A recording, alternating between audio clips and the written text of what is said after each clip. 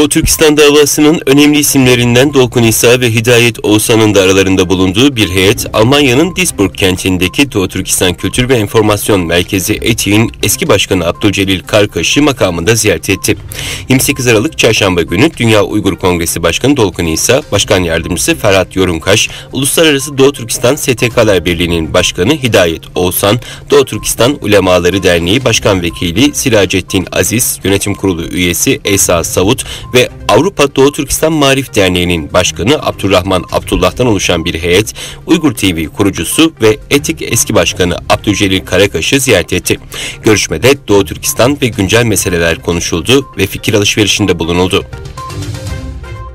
Çin, Tayvan'ın bağımsızlık yolunda adımlar atması halinde sert önlemler alacağı tehdidinde bulundu. Pekin yönetimi Tayvan'a dışarıdan müdahale ve buradaki tahriklerin gelecek yıl artabileceğini iddia etti.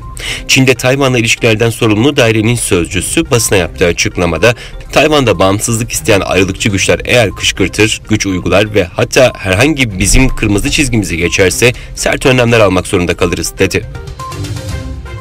Bağımsız Devletler Topluluğu liderleri COVID-19 salgınıyla mücadele için Rusya'da St. Petersburg'da bir araya geldi. Toplantıya Rusya Devlet Başkanı Putin, Azerbaycan Cumhurbaşkanı Aliyev, Belarus Devlet Başkanı Lukashenko, Kazakistan Cumhurbaşkanı Tokayev, Ermenistan Başbakanı Paşinyan, Kırgızistan Cumhurbaşkanı Çaparov, Özbekistan Cumhurbaşkanı Mirziyoyev, Tacikistan Cumhurbaşkanı Rahman ve Türkmenistan Cumhurbaşkanı Berdimuhamedov katıldı. Çin, 2022 Pekin Kış Olimpiyatlarını diplomatik boykot uygulayacağını ilan eden ABD'nin 18 kamu görevlisi için vize başvurusu yaptığını bildirdi. South China Morning Post gazetesi de geçen hafta yayınladığı haberde ABD'nin güvenlik destek operasyonlarında görevlendirilmek üzere orta ve düşük düzeydeki 18 Dışişleri Bakanlığı görevlisi için vize başvurusu yapıldığını bildirmişti. Almanya Sağlık Bakanı ülkede COVID-19'un omikron varyantının hafife alınmamasını istedi. Bakan, şu anda bildirilen omikron vakaları içinde bulunduğumuz tehlikenin hafife alındığını gösteriyor dedi.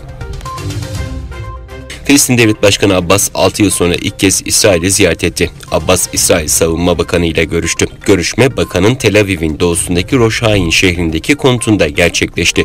İsrail Savunma Bakanlığı ofisi görüşmeye dair bilgi paylaştı. Görüşmede hem güvenlik hem de sivil alanlarda çeşitli konuların ele alındığı vurgulandı.